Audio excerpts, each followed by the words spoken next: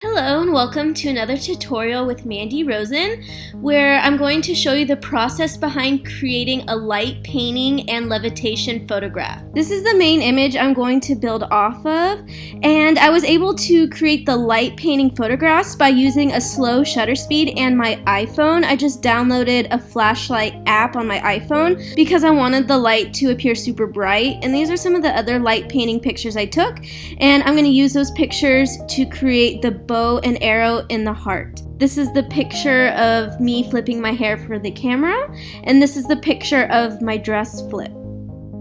This picture will be an expansion, so I can get a smaller depth of field and also print the picture just a lot larger.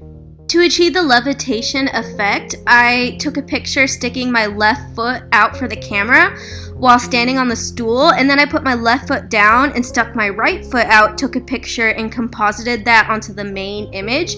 And I did the same things with the light painting. First I composited the heart together and then the bow and arrow just by simply copying and pasting the different pictures together, and I'm just clicking the layers on and off so you can just see kind of how I put together the light painting, because it obviously is a composite and I didn't shoot it all in one picture, although I probably could have, but that's why there's also Photoshop to make my job a lot easier. And now I'm applying a shadow by using a curve layer and bringing the curve layer down to darken the selection.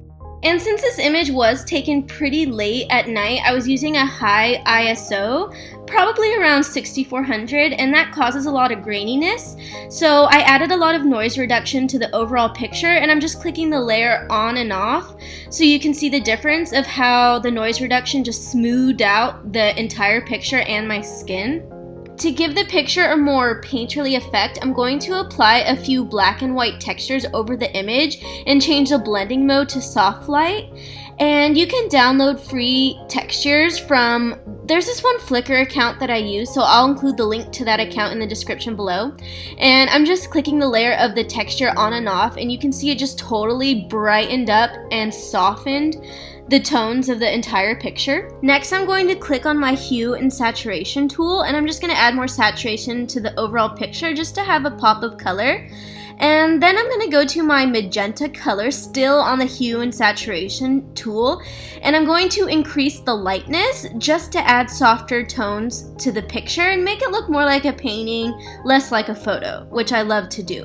And then I also duplicated that layer, and now I group them together and I'm clicking them on and off. Now I just want to clean up the overall image. So the open spaces in the trees are really bugging me in the background.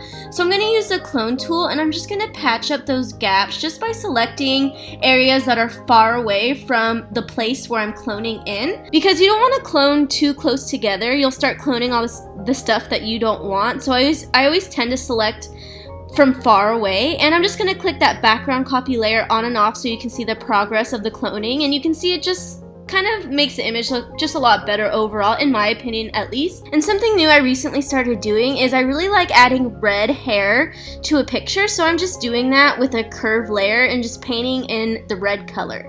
This is the final image. I do want to point out that I erased the stool I was standing on just by cloning over it, and before the light paint was a lot more white looking, but I used my selective color adjustment layers, selected the white color, and added a lot more yellow. I was posing with my hands open, so it was really easy to Photoshop the light between my hands and my fingers, which is my favorite little detail when you zoom in on the picture. So that's pretty much it with the tutorial, but I really hope you guys enjoy your Thanksgiving and have a very creative weekend.